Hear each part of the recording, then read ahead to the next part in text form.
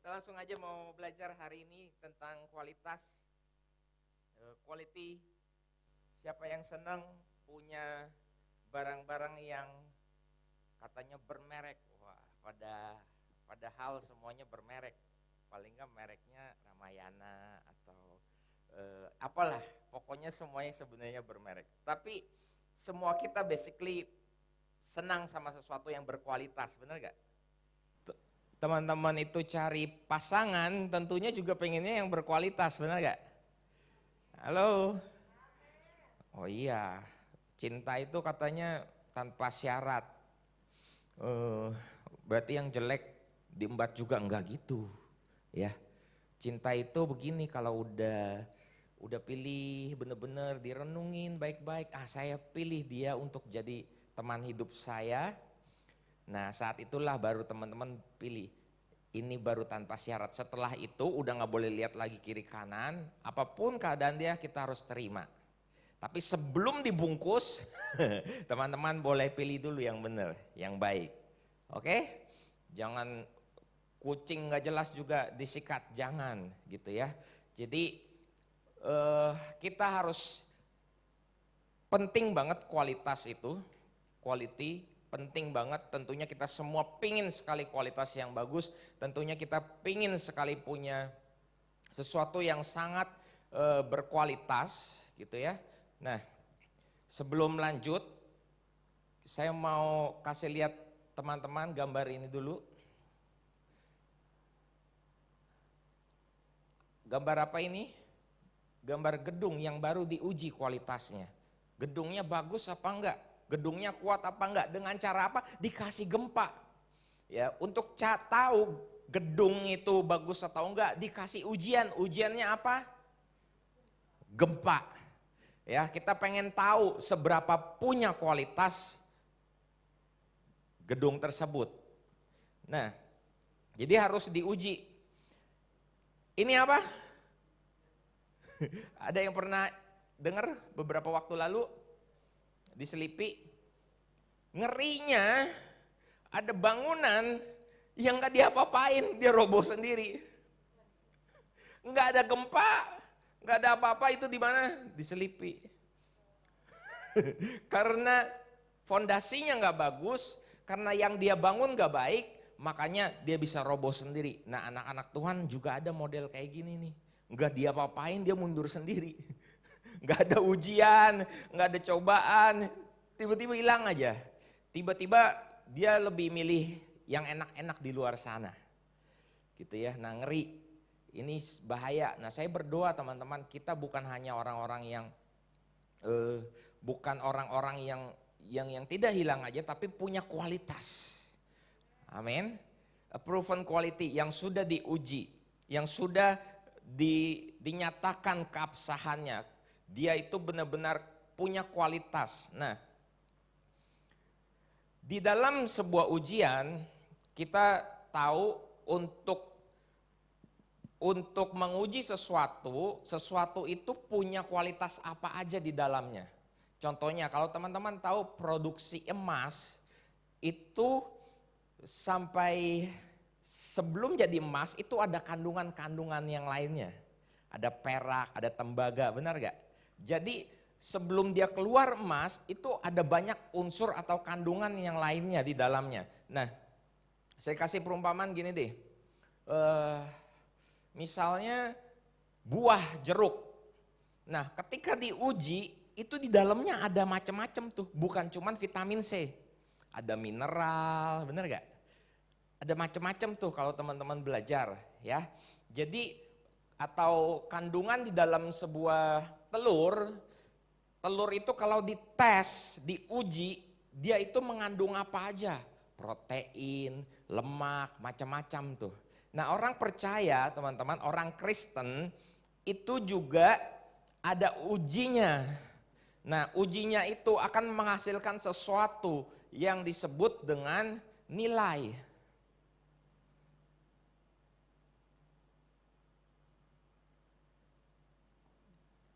Ini ujinya ya, ujinya menghasilkan nilai.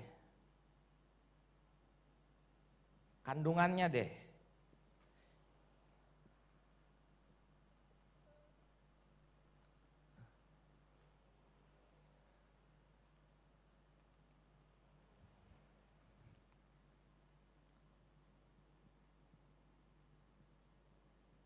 kandungan.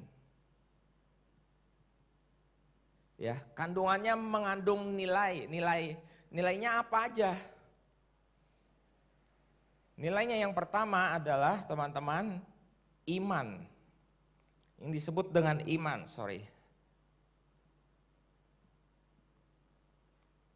Nah, kita lihat ada satu kisah di dalam Alkitab yang menuliskan bahwa yang pertama itu Abraham diuji imannya. Di dalam Roma 4 ayat 18 dibilang begini, sebab sekalipun tidak ada dasar untuk berharap, namun Abraham berharap juga dan percaya bahwa ia akan menjadi bapa banyak bangsa menurut yang telah difirmankan, demikian banyaknya nanti keturunanmu. Jadi ceritanya gini, satu hari Tuhan datang sama Abraham dan bilang begini, Abraham, enaknya gimana ya? Ham gitu ya. Nanti kamu akan punya keturunan yang banyak. Nanti kamu punya anak cucu, kamu akan punya anak banyak gitu ya. Katanya seperti apa? Seperti bintang di langit dan pasir di laut. Banyak banget. Abraham di sini dengar, oh ya Tuhan, terima kasih. Kalau itu Tuhan kasih sama aku bangga. Aku senang kalau Tuhan kasih itu sama aku. Gitu ya. Dan kemudian ditunggu sama Abraham setahun, 2 tahun, istrinya kok enggak hamil-hamil ya. 3 tahun setelah menikah, 4 tahun, 5 tahun, enggak hamil-hamil. Ditunggu hari lepas hari, kok enggak keluar anaknya, enggak hamil-hamil. Setiap bulan kalau teman-teman belajar biologi tahu ya, ada wanita kalau misalnya udah hamil, dia enggak datang bulan lagi. Ini kok tiap bulannya datang terus, kok kagak mampet-mampet gitu ya, enggak stop-stop. Ini gimana, ini aduh bulan ini datang enggak ya, tahu-taunya datang lagi bulannya. Ditunggu, bayangin bulan, saya sama istri dulu waktu pertama kali nunggu Kesya, ya kita itu tunggu kurang lebih berapa bulan ya, 2 bulan ya, 2 bulan apa 3 bulan ya, setelah menikah, sebulan, berarti 2 bulan kayaknya, ya 2 bulan kita tunggu. Bulan pertama, wah belum ada, bulan kedua, wah belum jadi juga. Bulan ketiga, puji Tuhan udah jadi. Itu rasanya nunggunya baru 2 bulan aja rasanya aduh kok belum jadi ya gitu ya. Kita kan kepingin cepet-cepet punya anak. Nah bayangin Abraham tunggu dari bulan demi bulan, minggu lepas minggu, sampai tahun demi tahun, sampai perhatiin. Sampai 100 tahun umurnya Abraham. Ditunggu. Sampai Abraham bilang gini, sekalipun tidak ada dasar untuk berharap. Maksudnya apa tidak ada dasar berharap? Karena udah peot, udah nenek-nenek, kakek-kakek. Si Sarah istrinya pun udah enggak datang bulan lagi. Kali ini enggak datang bulannya bukan karena hamil. Tapi enggak datang bulannya karena memang udah menopause. Udah enggak bisa lagi punya anak. Udah selesai. Kata si Abraham, sekalipun tidak ada dasar berharap, ya, dia tetap berharap pada Tuhan. Ayat berikutnya, ayat yang ke-19. Aku boleh minta tolong enggak yang di belakang teman-teman tolong dipencetin aja, aku suka lupa nih. Ya. Yang ke-19, imannya tidak menjadi lemah walaupun ia mengetahui bahwa tubuhnya sudah sangat lemah karena usianya telah kira-kira 100 tahun.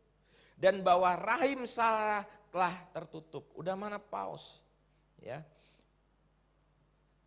Ayat 20. Tetapi terhadap janji Allah ia tidak bimbang. Perhatikan, karena ketidakpercayaan malah ia diperkuat oleh imannya dan ia memuliakan Allah. Wow. Ayat yang ke-21. Dengan penuh keyakinan bahwa Allah berkuasa untuk melaksanakan apa yang telah dijanjikan. Dengan penuh keyakinan bahwa Allah berkuasa melaksanakan apa yang telah dijanjikan. Ayat ke-22, perhatikan. Karena itu hal ini diperhitungkan kepadanya sebagai kebenaran. Nah, Akhirnya setelah mengalami ujian, approve bahwa kandungan yang ada di dalam Abraham sebagai orang percaya, dia imannya sudah terbukti. Setelah apa? Setelah melewati ujian. Nah, yang kedua, apa aja, apalagi? Yang kedua, setelah iman. Yang kedua, K-nya apa? IKK nanti ya. Kekasih. Kasih. Yang kedua, kasih. Kasihnya kepada Tuhan itu diuji. Ya. Lewat apa? Lewat ketika anak yang udah dinanti-nantikan, yang udah dijanjin akhirnya punya juga. Si Ishak, akhirnya si Sarah hamil dan punya anaknya namanya Ishak. Anaknya udah keluar, dikasih makan, disayang, oh cucu dari kecil digendong. Wah dia sayang-sayang, ya anak papa, cucu gitu ya. Wah digendong-gendong tiap hari, mamanya sayangin, dikasih susu. Tiba-tiba satu hari Tuhan bilang gini, Abraham, boleh enggak anak kamu aku minta? Persembahkan dia di atas gunung, ditaruh di situ, disembelih. Kayak zaman dulu kita kasih korban kepada Tuhan itu kasihnya domba, teman-teman. Ya, domba yang terbaik, yang bagus, yang tidak bercacat. Tiba-tiba dia minta apa? Minta anaknya. Anaknya ini pasti dijamin bagus. Kenapa? Karena yang dia nanti-nantikan, dia sayangi. Sesuatu yang sangat dia sayangi. Kasihnya Abraham diuji hari itu. Apakah dia lebih memilih mengasihi Tuhan atau mengasihi anaknya? Hari itu kasih Abraham diuji. Dan akhirnya ketika Abraham dipanggil untuk mempersembahkan anaknya, dia gak ragu dan dia bilang, bahkan sebelum berangkat ke gunung, dia bilang begini, aku akan berangkat, pasti nanti aku akan kembali lagi, katanya. Kalau teman-teman baca kisahnya, dia tidak meragukan kasih Tuhan sedikit pun dan akhirnya proof. Kasihnya terbukti, imannya terbukti. Kualitas iman Abraham terbukti, kualitas kasihnya Abraham kepada Tuhan itu terbukti lewat apa? Ujian. Ya. Siapa yang mau, teman-teman, kita semua punya kasih dan iman kepada Tuhan yang kuat, yang tahan uji? Amin. Yang berikutnya, yang ketiga, yaitu kesetiaan. Setia. Kesetiaannya Abraham juga membuktikan dia orang yang sangat setia, ya. Nah, saya bahas ganti deh, jangan Abraham melulu. Yang berikutnya adalah Daniel. Sadrak, Mesak dan Abednego. Itu kesetiaannya untuk berpegang teguh pada kebenaran firman Tuhan, untuk tetap melakukan firman Tuhan, apapun keadaannya, dia tetap pegang firman Tuhan. Sekalipun dia harus dimasukkan ke dalam goa singa, sekalipun Sadrak, Mesak dan Abednego harus dimasukkan ke dapur perapian, ya. Mereka tetap bilang gini, apapun yang terjadi aku mau tetap melakukan firman Tuhan. Aku gak mau peduli, aku mau tetap setia kepada Tuhan. Nah, ini kualitas yang harus dimiliki oleh setiap kita orang percaya, amin. Ya, apapun yang terjadi Tuhan, aku mau tetap lakukan firman Tuhan. Beberapa waktu lalu saya pernah kesaksian sama teman-teman. Ya, saya pernah satu kali ngalamin situasi di mana semua orang nyontek di kelas saya cuma bilang gini, Tuhan, apapun yang terjadi aku gak mau nyontek Tuhan. Karena aku mau buktikan kesetiaan aku. Sekalipun nilai aku harus hancur, yaitu itu resiko aku karena aku udah malas belajar. Besok aku mau perbaiki Tuhan. Nah itu kesetiaan, apapun yang terjadi aku mau tetap setia. Apapun yang terjadi aku mau tetap setia berpegang pada kebenaran firman Tuhan. Sekalipun teman-teman aku melakukan yang salah, aku mau tetap melakukan yang benar. Karena aku percaya, aku mau Tuhan punya kualitas tuh yang benar-benar di hadapan Tuhan. Kualitas yang benar-benar baik, iman aku, kasih aku, kesetiaan aku mau Tuhan punya kualitas yang terbukti bahwa kita orang-orang yang benar-benar mengasihi Tuhan. Amin. Halo.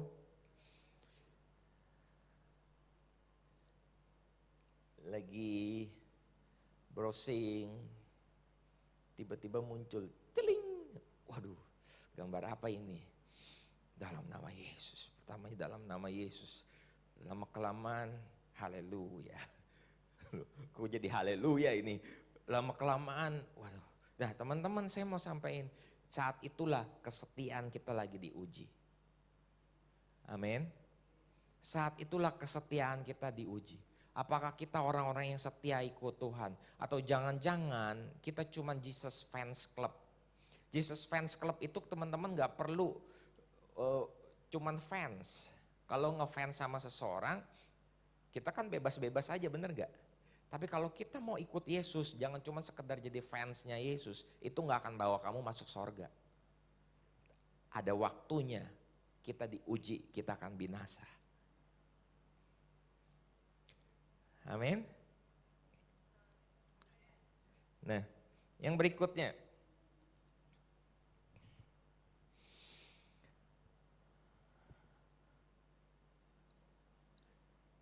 Kualitas itu harus diuji. Nah, yang menguji ini kalau diuji sama pihak tertentu biasanya ada yang valid, ada yang enggak. Makanya biasanya kalau saya kerja di saya kan kerja di bisnis farmasi. Nah, biasanya kalau ada komplain dari customer tentang produk tertentu, maka kita akan lempar ke pihak ketiga untuk menguji apakah komplain dia itu benar atau tidak. Jadi dilempar, jadi penguji itu ada banyak. Dia uji, customer juga uji, kita juga uji, ataupun bisa juga diuji oleh pihak ketiga. Nah, ujian itu ada banyak macam-macam. Ya, orang Kristen ujinya itu bisa menguji diri sendiri,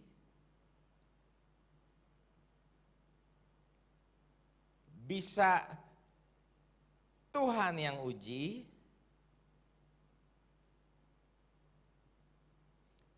bisa iblis yang uji.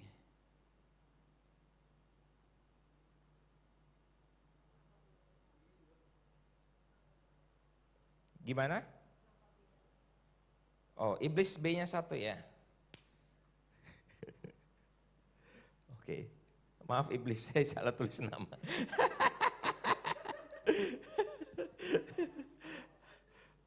Oke. Tersinggung lagi iblisnya. Ujian itu bisa sendiri, bisa Tuhan, bisa iblis. Nah makanya di dalam Yakobus 1 dibilang gini, apabila seorang dicobai, janganlah ia berkata pencobaan ini datang dari Allah. Sebab Allah tidak dapat dicobai oleh yang jahat dan ia sendiri tidak mencobai siapapun. Tetapi tiap-tiap orang dicobai oleh keinginannya sendiri. Perhatikan. Yang pertama sendiri ya, karena ia diseret dan dipikat olehnya. Dan apabila keinginannya itu telah dibuahi, ia melahirkan dosa, dan apabila dosa itu sudah matang, ia melahirkan maut. Perhatiin, kalau kamu nguji diri sendiri, yang lahir adalah maut, kebinasaan. Upah dosa ialah maut. Maut itu api neraka. Ada orang yang nguji dirinya sendiri. Dan saya kasih tahu, orang yang nguji dirinya sendiri nggak ada pertolongan dari Tuhan. Kecuali dia bertobat. Kecuali dia bertobat. Tapi kalau orang yang nguji dirinya sendiri nggak bertobat, nggak ada pertolongan dari Tuhan. Bagaimana orang bisa menguji dirinya sendiri? Mau ujian nggak belajar, itu namanya mencobai diri sendiri. Habis itu berharap, berdoa dalam nama Yesus, mana yang benar Tuhan. A, B, C, Tuhan tolong pimpin aku.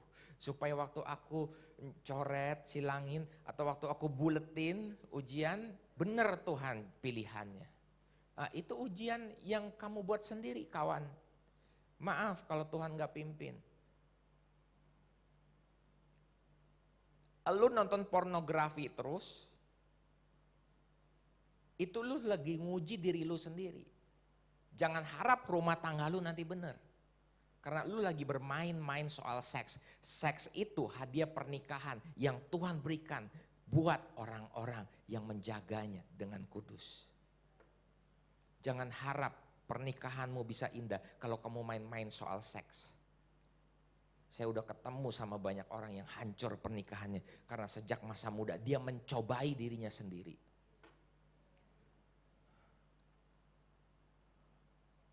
Bisa ditolong Tuhan gak nantinya?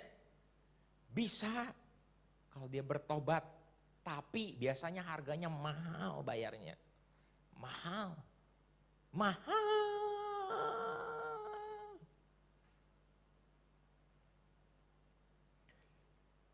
Apalagi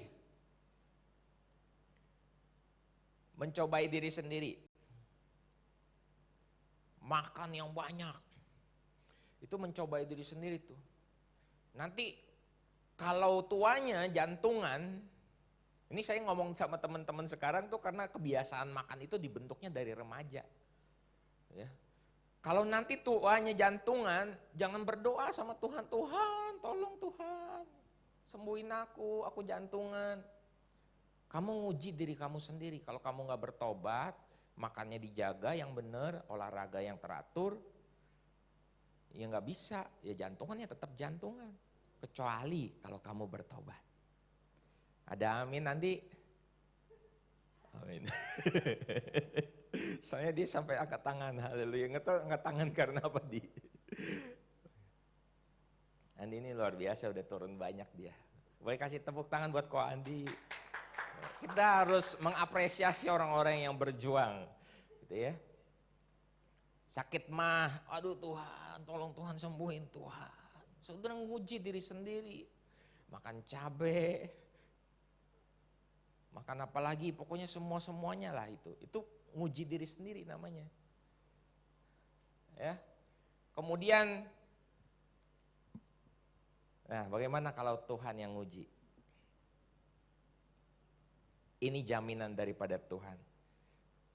Boleh next, langsung aja. Pencobaan-pencobaan yang kamu alami ialah pencobaan-pencobaan biasa yang tidak melebihi kekuatan manusia. Sebab Allah setia, karena itu Ia tidak akan membiarkan kamu dicobai melampaui kekuatanmu. Pada waktu kamu dicobai, Ia akan memberikan kepadamu jalan keluar sehingga kamu dapat menanggungnya. Jadi teman-teman, kalau ujian dari Tuhan tenang aja. Tuhan udah siapin jalan keluarnya sehingga kamu sanggup menanggungnya. Amin. Halo, nggak usah khawatir. Kalau ujiannya datang dari Tuhan, teman-teman nggak usah khawatir, nggak usah panik, nggak usah takut, karena Tuhan Bapa kita selalu bersama-sama dengan kita. Pada waktu Abraham udah mau korbanin anaknya, Tuhan ada di situ sama-sama Abraham, dan dia bilang, Abraham nanti dulu tunggu, aku udah sediain domba, aku udah sediain korban ganti anakmu. Jangan, aku cuman tes, aku cuman uji, kamu punya kualitas kasih gak? Ternyata kamu punya. Nah, saya mau kasih tahu, hati-hati. Ayub diuji sama iblis, benar gak? Ujian jenis ini juga teman-teman gak perlu takut. Tuhan sampai bilang sama iblis, kamu boleh apa-apakan dia, cuman satu, pribadinya, nyawanya jangan kamu macam-macam. Tetap ada perlindungan dari Tuhan, jadi kita gak perlu takut. Amin. Tuhan cover kita, Tuhan protect kita. Amin. Halo. Nah, yang berikutnya ada satu ujian lagi yang menarik menurut saya. Di dalam 1 Korintus 11 ayat 19 tidak ada di slide, dibilang gini, sebab di antara kamu harus ada perpecahan supaya nyata nanti siapakah di antara kamu yang tahan uji. Ternyata Tuhan mau, ini masuk ke poin sendiri ya, sendiri di antara kamu, teman-teman, pertemanan kamu, ya, nanti kamu akan diuji tuh. Ada perpecahan di sana. Supaya apa? Supaya nyata nanti siapakah di antara kamu yang tahan uji. Nah, jadi perpecahan itu sebenarnya baik. Kadang-kadang kita konflik sama teman kita, teman CF, teman sesama teman, kita bermain. Nah, pada saat konflik tersebut terjadi, disitulah ujian, di mana nanti akan nyata siapa mereka yang tahan uji. Pada waktu diuji dia tetap mengampuni. Kasihnya itu tetap keluar nih. Dia tetap mengasihi apapun yang terjadi. You are my best friend. Amin. Kamu tetap temanku, aku terima kamu apa adanya. Konflik bisa menguji dan bisa memperlihatkan seberapa setia kita di hadapan Tuhan. Amin. Amin.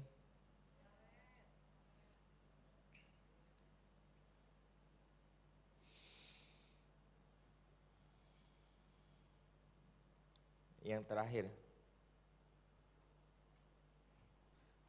pertanyaannya, siapa sajakah yang diuji? Siapa saja?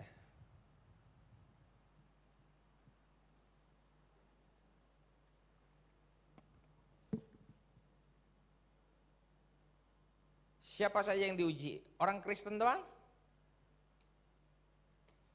Orang percaya doang?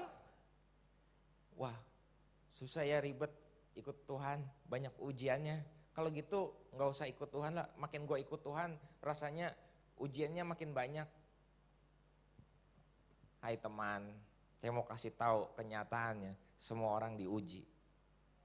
Mau lu ikut Yesus, mau lu gak ikut Yesus, semua orang diuji. Semua orang diuji. Di mana ayatnya? 1 Korintus 3 ayat 13 sampai 14 dibilang gini, sekali kelak pekerjaan masing-masing orang akan nampak karena hari Tuhan akan menyatakannya, sebab ia akan nampak dengan api dan bagaimana pekerjaan masing-masing orang akan diuji. Di mana lagi ayatnya? Ayatnya pada waktu di dalam Matius pasal yang ke-7 diumpamakan ada dua orang yang membangun rumah, yang satu di atas pasir, yang satu di atas batu. Keduanya mengalami ujian yang sama, keduanya datang hujan, keduanya datang badai. Hanya mereka yang membangun rumah di atas batu karang yang tahan uji, yang melakukan firman Tuhan katanya. Jadi siapa yang diuji? Semua orang. Enggak peduli siapapun, mau kamu ikut Tuhan, mau kamu enggak ikut Tuhan, dengan sungguh-sungguh kita semua diuji. Tapi kalau kamu ikut Tuhan, kalau kamu jadi murid yang setia, kata Tuhan, kamu akan muncul seperti emas. Kalau kamu ikutin ujian yang dari Tuhan, kalau kamu ikutin Tuhan, ada proteksinya Tuhan, di mana Tuhan akan memberikan kemampuan kepada kita untuk melewati setiap ujian demi ujian yang ada. Amin. Halo. Jadi pilih ikut Tuhan sungguh-sungguh atau tidak?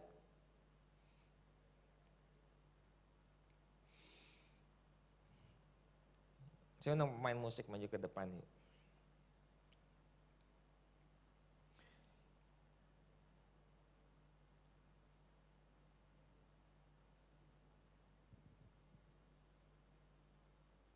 Kita mau nyanyi lagu ini, lagu yang diciptakan oleh Sydney Mohede, judulnya Jujur. Kesaksian dia luar biasa ya. Dia ini kan seorang penulis lagu, seorang penyanyi, seorang yang dipakai Tuhan memang untuk membuat lagu-lagu rohani.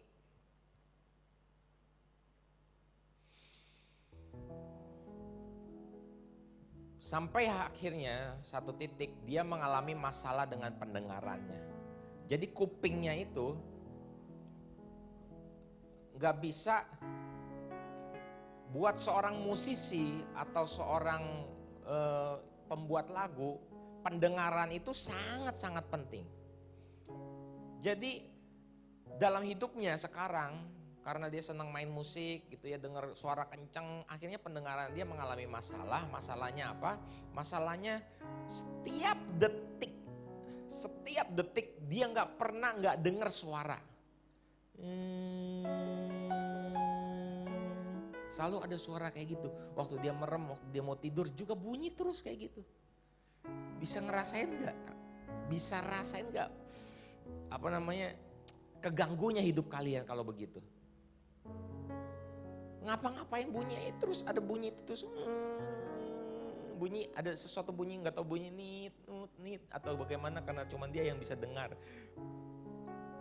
Ada bunyi itu terus sampai akhirnya dia bilang gini, apapun yang terjadi Tuhan lewat lagu ini, dia tulis.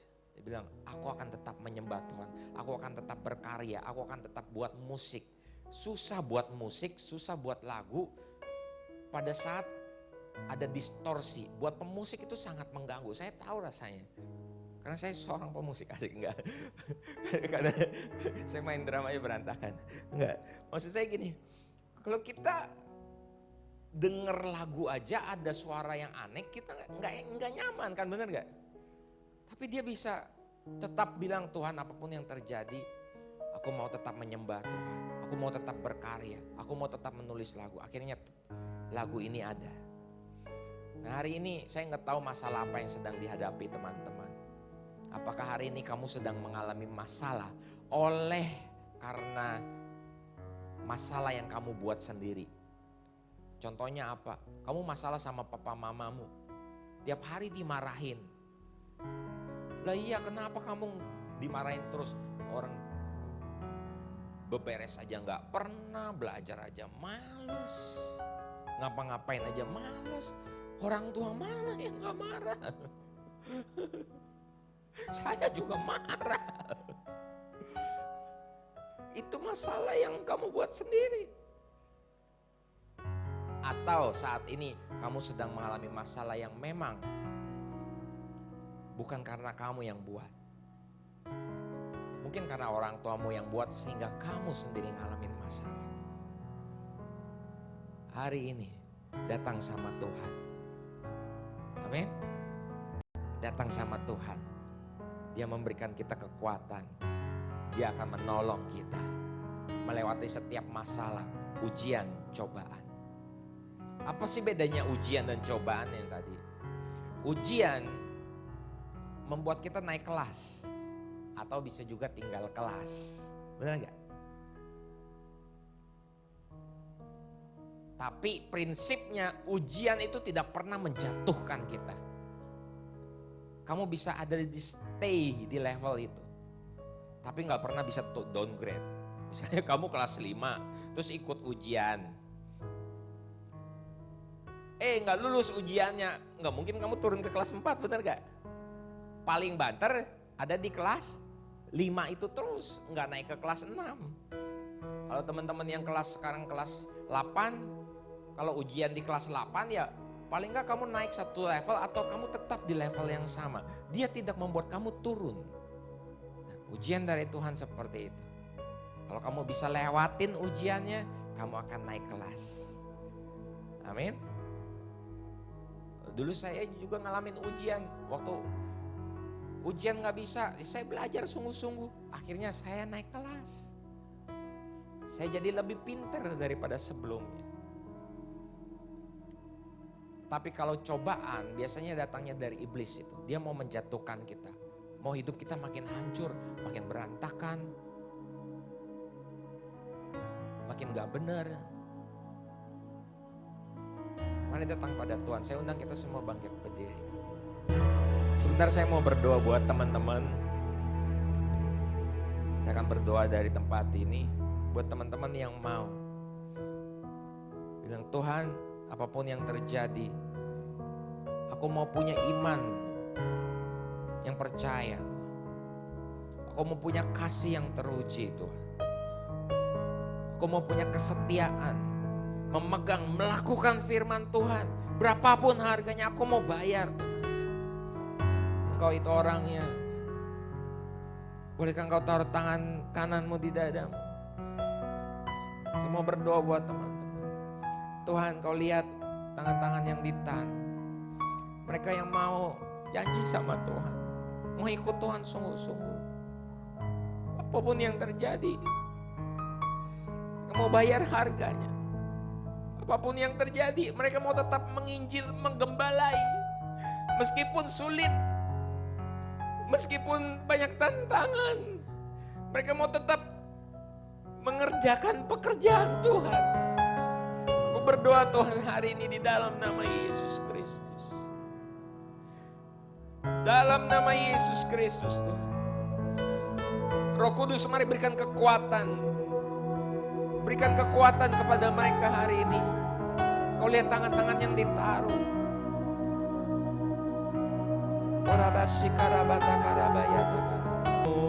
Mau berdoa sekali lagi, Tuhan berkati anak-anak tempat ini. Mereka pulang hari ini dengan iman yang kuat, iman yang tahan uji Tuhan. Apapun keadaannya Tuhan, ujian-ujian yang ada malah memperlihatkan kualitas mereka sesungguhnya Tuhan. Saya berdoa di dalam nama Tuhan Yesus Kristus. Supaya anak-anak-Mu melewati setiap ujian, bahkan mereka, kami berdoa di dalam nama Yesus Kristus Tuhan, yang nanti sebentar lagi masuk tahun ajaran baru. Mungkin mereka sudah lewati ujian yang ada. Tuhan, di tahun ajaran yang baru, ajar mereka Tuhan untuk belajar sungguh-sungguh supaya kelak ketika nanti ada ujian, mereka boleh memperlihatkan kualitas mereka sesungguhnya. Mereka tidak mencobai Tuhan, mereka tidak mencobai dirinya sendiri. Dan pada waktunya ketika mereka kelak mencari pekerjaan, mereka menjadi orang-orang berkualitas, menjadi orang-orang yang dicari-cari oleh perusahaan. Bukan mereka yang mencari pekerjaan Tuhan, tapi pekerjaan-pekerjaan itu yang mencari orang-orang yang berkualitas seperti mereka Tuhan. Saya berdoa hamba-Mu berkati mereka Tuhan. Biar Tuhan mereka boleh menjadi orang-orang yang berhikmat, punya hikmat, punya kepintaran di dalam nama Tuhan Yesus Kristus. Terima kasih Tuhan, kami mengucap syukur buat ibadah hari ini. Mari angkat kedua belah tangan-Mu, terimalah berkat yang terbaik. Cinta, kasih, dan persekutuan yang manis dengan Roh Kudus mulai hari ini menyertai setiap kita sampai Tuhan Yesus datang kedua kalinya. Di dalam nama Tuhan Yesus Kristus, mari setiap kita yang percaya, kita mau sama-sama katakan amin. Tuhan Yesus memberkati. God bless you. Happy